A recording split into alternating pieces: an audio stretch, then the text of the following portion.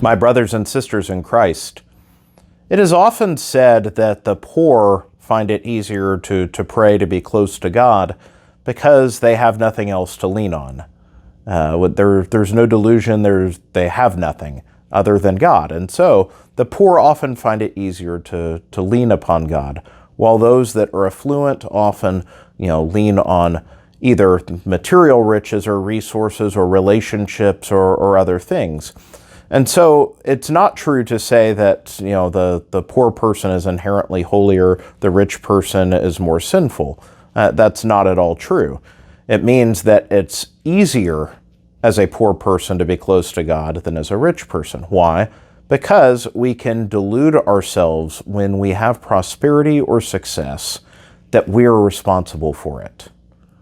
We delude ourselves in our pride of how much we build up, how much, how gifted we are, how talented, look at my success. And so today's reading from the first reading from the second chapter of Ephesians shifts gears from the last few days, speaking of who we are in God's sight, and now reminds everyone that we were all sinners. We were all dead in our sin until Christ, by his grace, has saved us. It's an important reminder that for all that we ought to be, left to our own devices, we were dead in sin. And yet Christ, in his great love and grace, has saved us and restored us to life.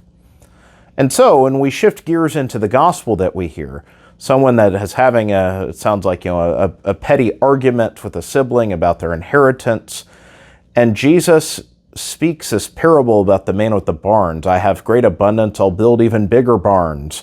Look at this, I can eat, drink, and be merry because I've amassed so much. I'm secure in my life. And he says, you fool, your life will be demanded from you. You did not build up riches that were important to God. And so the great temptation for us always is to be grounded in that humility of knowing that without God we are nothing. Not only has he created us, not only do we not have life without him, but we, even beyond our material life, have no life within us without him. Left to our own devices, we fall away quickly into sin, and we are dead. And yet, in his great love, Christ, by his grace, has healed us and drawn us back so that we can achieve that for which we were created for, so that we can be what we were created to be. But the more that we begin to delude ourselves that we are good on our own, that I can lift myself up by my bootstraps, this elbow grease and individual effort, I can be great, I can be holy. This is a trap. This isn't speaking against hard work. This isn't speaking against ingenuity, but we must have the humility to know that we are nothing without God, and we can do nothing without his grace. And so, with the help of his grace, we are called to serve him and to serve others. And so, we are called to work, we are called to support our families, to build things up. And yet we must always be grounded in that humility of knowing that without his grace, we have nothing, we are nothing.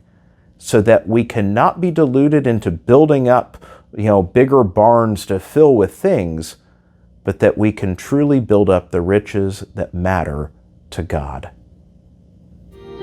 May God bless you all.